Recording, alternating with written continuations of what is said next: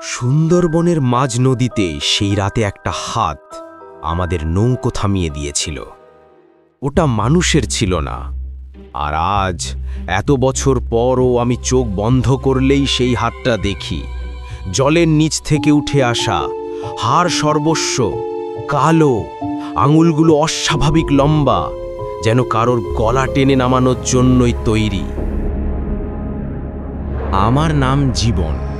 আমার পরিবার খুলনায় আমার কাকার বাড়িতে বেড়াতে যায়। সালটা ছিল 2006। আমি, আমার কাকা আর তার বন্ধু এক মাঝি সুন্দরবন দেখতে বের হই নৌকা নিয়ে। আমি কখনো সরাসরি বন জঙ্গল দেখি নাই, মাছ কিভাবে ধরে তাও জানতাম না। তাই নতুন নতুন অভিজ্ঞতা নিতে আমার নৌকা ভ্রমণ।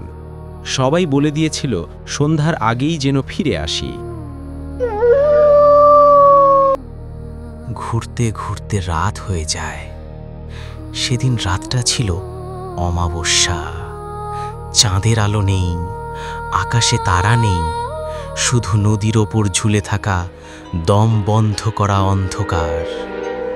নৌকার মাঝখানে বসেছিলাম আমি, পাশেই কাকু, আর সামনে মাঝি রহিম।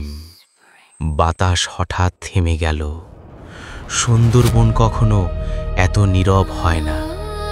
আমি প্রথম বুঝেছিলাম কিছু একটা ঠিক নেই।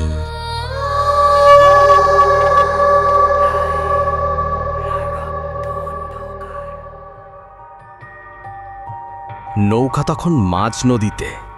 হঠাৎ ঝাঁক করে কিছু একটা নৌকার তলা ছুঁয়ে গেল।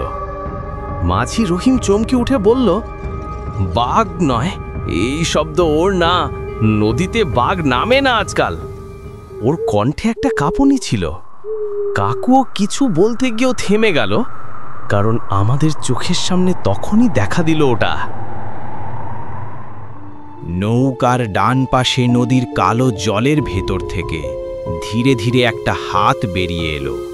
কিন্তু মানুষের হাত হলে কিছুটা মাংস, কিছুটা রং থাকে। এই হাতটা ছিল ছাই রঙের, পিচ্ছিল, আর আঙুলগুলো 5টির বদলে 7টা লম্বা কাঁটা ওঠা আঙুল। ওর একটা আঙুল নৌকার কানা ধরে চাপস করে চেপে ধরল, এত জোরে যে নৌকা থমকে দাঁড়িয়ে গেল। আমি দেখলাম জলের নিচে একটা ছায়া নড়ছে। ওটা হাত নয়, একটা পুরো দেহ। মানুষের মতো, আবার মানুষের মতো নয়। লম্বা গলা, অস্বাভাবিক মোটা পেট, আর চোখ দুটো যেন জলের মধ্যেও জল করছে। কাকু চাপা গলায় বলল, ওটা মায়ে ভূত, নদীর অভিশপ্ত জলছায়া, পালা।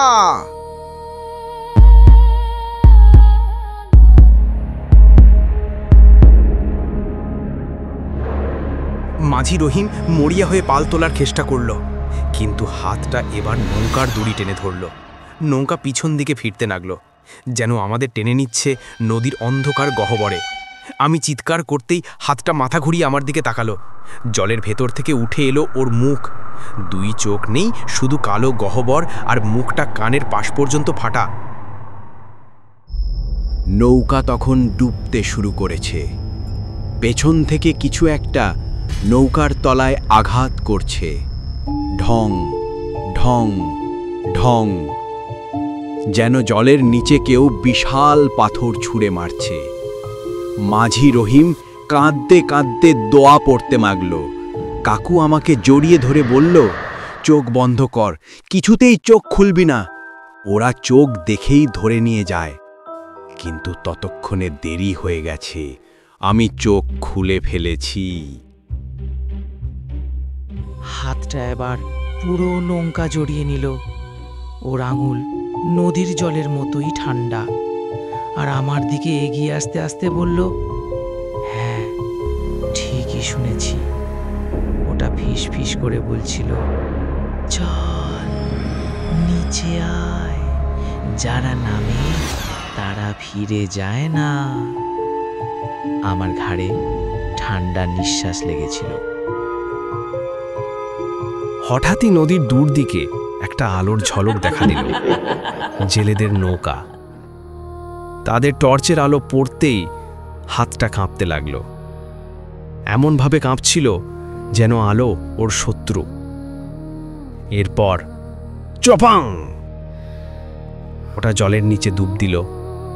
1 সেকেন্ড, 2 সেকেন্ড, তারপর নদীর তলা থেকে একটা দীর্ঘ আর্তনাদ, যা আজও আমার কানে বাজে। জেলেরা আমাদের তুলে নিয়ে যায়। নৌকাটা পুরো ভাঙা, কাঠের কানা যেন কামড়ে ছেঁড়া। ওরা বলে এটা নরঘণ্টা নদী, এখানে কেউ রাতে থাকে না।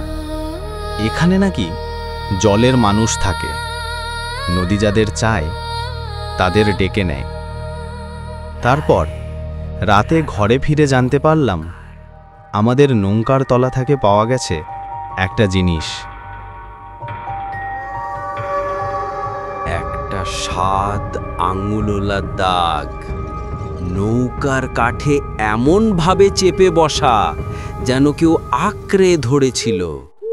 আর সবচেয়ে ভয়ঙ্কর হলো প্রতিটা আঙুলের ফাঁকে আজও শুকিয়ে থাকা নদীর কাদা, যেন এক্ষুনি আবার উঠে এসে আমাদের ডাকবে।